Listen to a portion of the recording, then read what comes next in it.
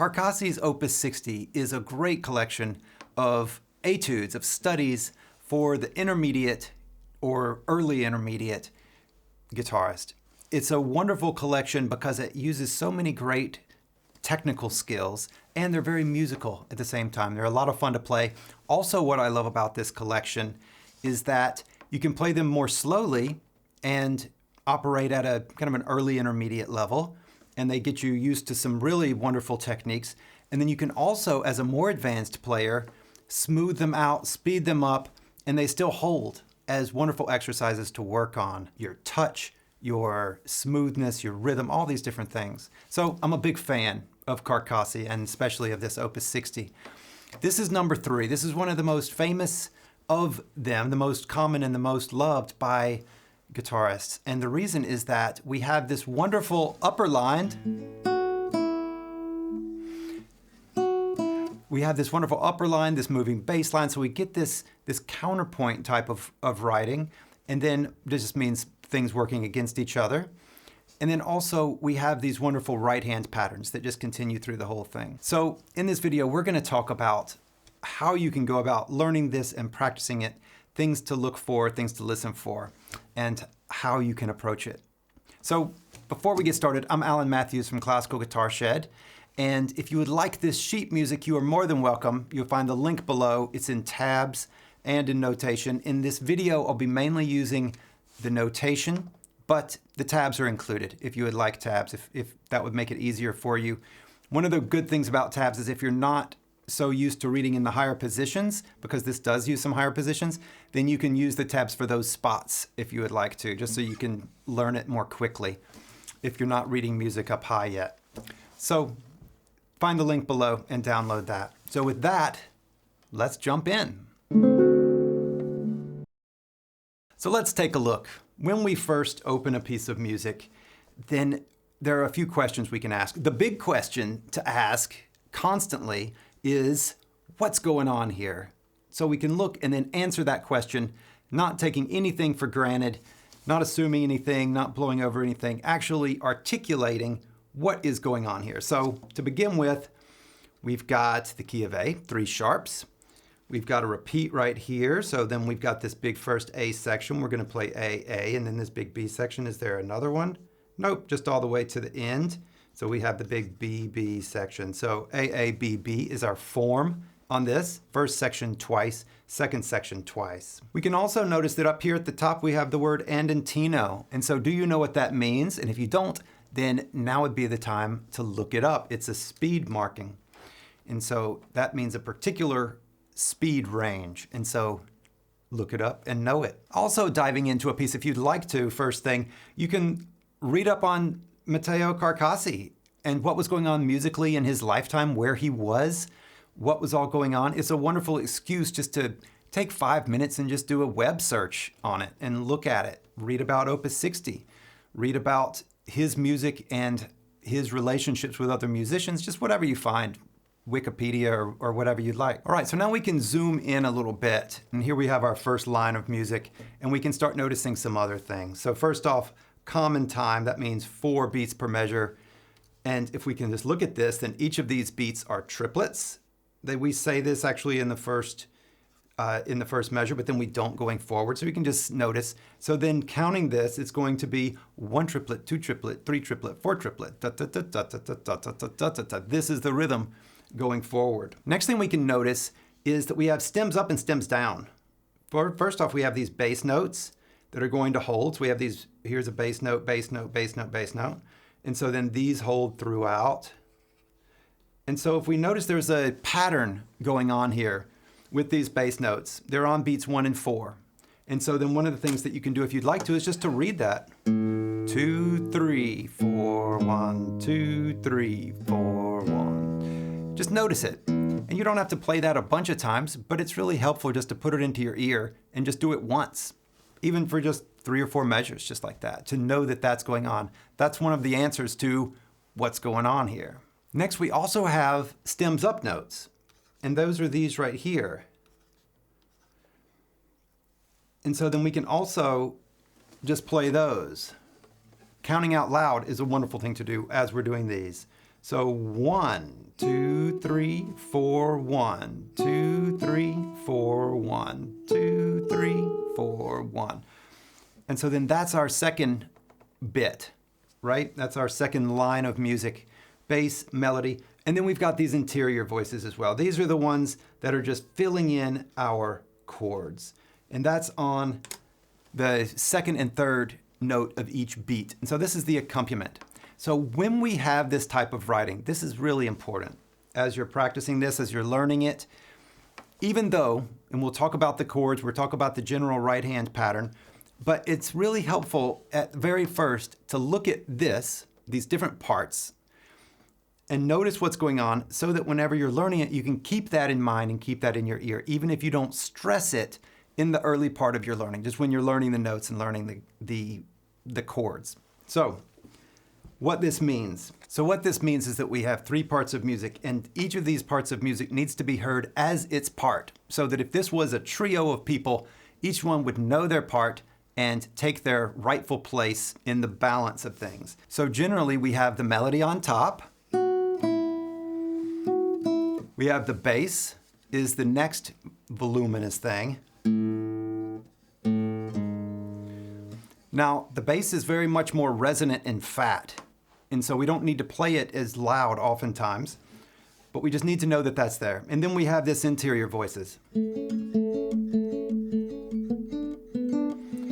And these should be the quietest of all. Ideally, these are just a whisper. They're a churning underneath. They're like the texture that everything else is painted on. It's one of the best things you can work on with this piece, with other pieces, is to get the melody note, green right here, to be really different, to contrast with these pink notes, these unaccented notes. So that's all we'll say about that. But something to work on so that when you're playing it,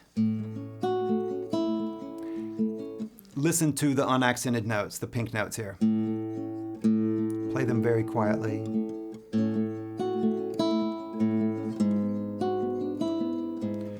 As opposed to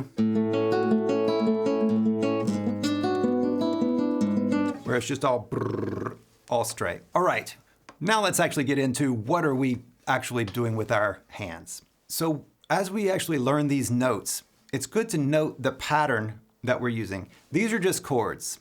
We're starting off with an A chord. We're in the key of A. But then we're also putting this, we're starting with this melody note, just the note up. So there's our chord note, is that E, and we're just starting with the note above it that's in the scale, which is F sharp. So that's what we're doing. This isn't the chord with the F sharp on it. It's actually just an A chord, and we're first playing a non-chord note. And so throughout this piece, on the second beat is a non-chord note. And then we resolve it to the third beat, which is the chord note. And then we just repeat the bass and the accompaniment again on the fourth beat. So then that's what you can look at, and just remember these chords with that. So then here you can think of, what is our chord? It's these 3 notes plus this one. And so then with that, we can just play our chords. And then we have that E7 chord with the G sharp in the bass. Again, here we have an E7 again, and then we have a different note up top. So we can just go through and look at these shapes, and then just remember it's the note above it, resolving down to it. A, E, A, E. The harmonies in here are not, they're not crazy. All right. Well, we also have some technical challenges of managing playing these chords with this accompaniment running throughout the entire thing as well. Here's what can go wrong, and then you can just practice to avoid it. And that is that you can very easily clip this last note of each measure as you get ready to go someplace else. Now, when you have an open string like this one, it's much easier because then you can just be sure to hold it. But if you don't, like right here, then you need to actually listen to that last note and make sure that you're fully playing that note before going and that it doesn't clip. So listen to this.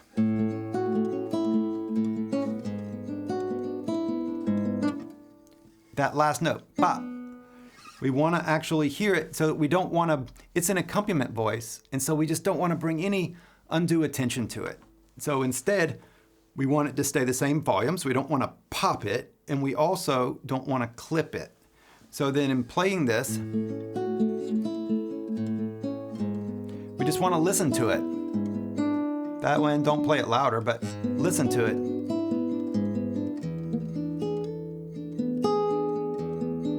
There it is. So listen to it. So this is a left hand issue we're talking about. Clipping those chords is moving the left hand too early.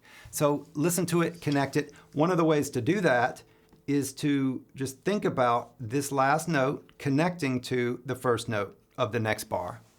And so that when you're playing it, ba boom, you're just thinking, you're connecting those two in your mind and listening to them connect. Instead of thinking ahead and forgetting about all the stuff that came before. Great. And so now we can talk about what a lot of people would actually start with on this beach, which is the right hand pattern. And so knowing everything that we've talked about, so we've talked about the different parts, we know that there are chords going on and that there are melody notes and bass notes and that these chords are going to shift smoothly and connect to each other really well. Now we can actually say, what is this right hand pattern? So really common P-I-M-A, I-M-A, I-M-A, no, I-M-P-I-M. In the Woodshed program, we talk about these primary arpeggios, and this one is a really great exercise for them because what we have is we have P-I-M-A, which is a really common pattern. We have I-M-A, isolated, which is really common, and we also have P-I-M, which is also very common. And so these are all of the same ilk, and they're connected, but these are really wonderful patterns. We have P-I-M-A, so you can just practice P-I-M-A. You can just practice I-M-A, and just however you like to do that so that you get good at I-M-A, and P-I-M, so that is very smooth. And then in this piece, you connect these. And you can just use this as a practice pattern to prepare for this piece if you would like to. Just take that right hand pattern and just play it with any chords you want. One chord, more than one chord, whatever you like. Another issue with this piece, another challenge that you'll find is shifting while keeping all of these other things that we've talked about happening. So we're jumping over here to measure 22. This is right near the end of the second section. And here we have the biggest jump of the piece here. So we have all the way up here. Let me just play it for you. So all the way up here at the 7th position, all the way down here to the 1st.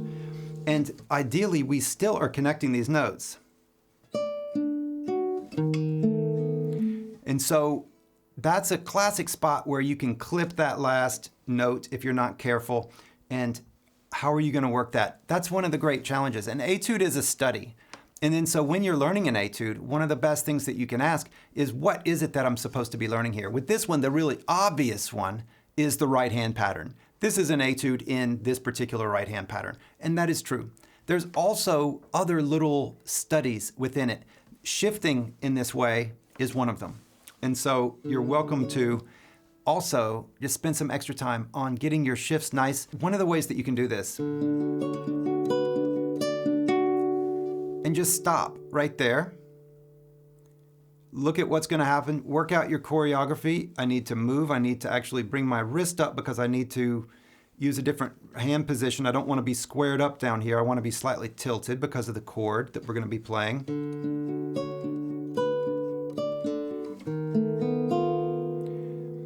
And then you can just work on doing that, getting there very quickly, but then releasing and being comfortable once you get there. And so this is where slow practice comes in. If you practice too fast, what's going to happen is you're going to build in a lot of extra tension that is really unnecessary. And so as you're learning this, you can train in ease and release so that you don't tense up, your tone doesn't get really hard, and you can keep your flowing music and also not put yourself out of sorts with your body and with excess tension. One more note about shifting. It's tempting to, whenever you have a shift, to put in some dramatic slowing down and acting like you meant to do that, when really it's just that you're not comfortable with the shift. I encourage you to not do that. It's a bad habit to get into, to just start making musical and expressive solutions for physical problems. I think it's better to actually work on the physical problem, work it out, and then if you want to put a ritardando, if you want to slow down or speed up the time in a certain way, do it because you actually want to do it and you have a musical idea, instead of, it's hard for me to get up here, so I'm just going to schmaltz it up so that I can buy myself some time. It's a bad habit. So don't slow down at the big jumps. One more small note to take into account, and this is measure 16. Measure 16 has a different rhythm in it. It's the only time in the whole piece, besides the ending of a section, that we actually have some sort of different rhythm going on. And so then let's take a look at this rhythm. For the first half of the bar, we have our normal triplets, right? 1, 2, 3, 4, 5, 6. Then we go into eighth notes. It's really important that the quarter note stays steady. So 1, 2, 3, 4. That stays steady. And so one of the ways that you can do this is to actually just play that, which is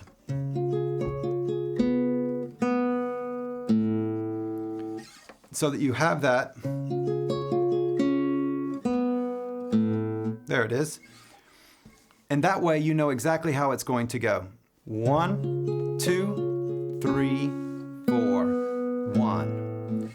And then you can put in the other note. So here you have to go between triple and duple feel. And I would do this away from the guitar as well. So triplet, 1 and 2 and triplet with 3 and 4 and in this measure.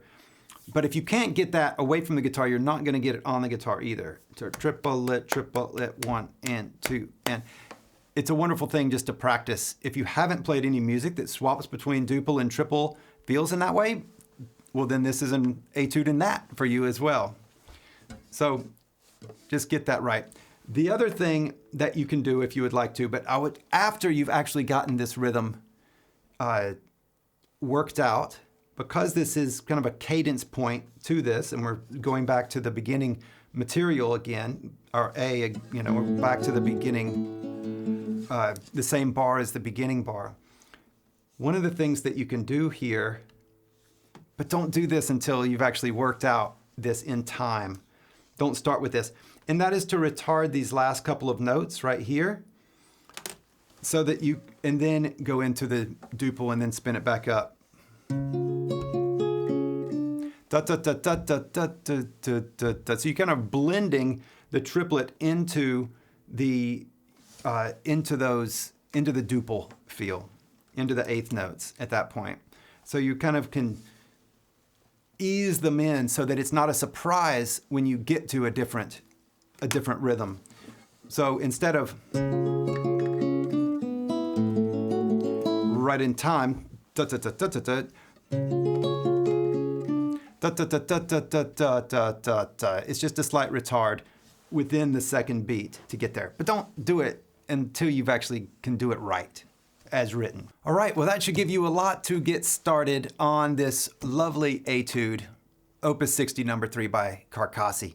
If you would like the music, which you will need if you want to learn it, then you can download that at the link below. I can send you the entire Opus 60. That way you can also use the other pieces. The first piece is one of my favorite scale etudes. It's wonderful to practice. I love practicing that one.